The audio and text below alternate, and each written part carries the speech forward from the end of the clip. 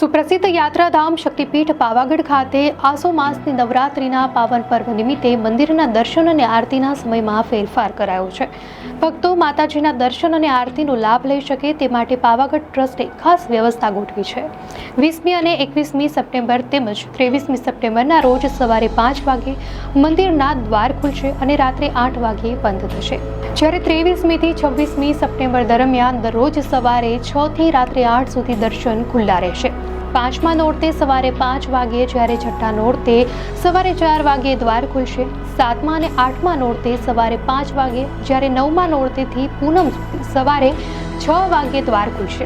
પૂનમના દિવસે 5મી અને 6ઠ્ઠી ઓક્ટોબરે સવારે 5 વાગે દર્શન શરૂ થશે. તો નવરાત્રી દરમિયાન ભક્તોની ભારે ભીડને પહોંચી વળવા માટે અન્ય સુવિધાઓ પણ ગોઠવવામાં આવી છે.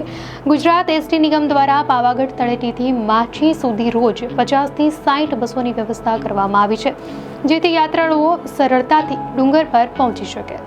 આ સમયગાળા દરમિયાન ખાનગી વાહનોને માછી ઉપર જવા પર પ્રતિબંધ મૂકવામાં આવ્યો છે. આ ઉપરાંત પદયાત્રીઓને સરળતા રહે તે માટે હાલોલા જ્યોતિ સર્કલથી પાવાગઢ ડુંગર સુધી ખાસ લાઇટિંગની વ્યવસ્થા પણ કરવામાં આવી છે. દર્શક મિત્રો, વધુ અપડેટ્સ માટે ધ લોકસત્તા ચેનલને સબસ્ક્રાઇબ કરો.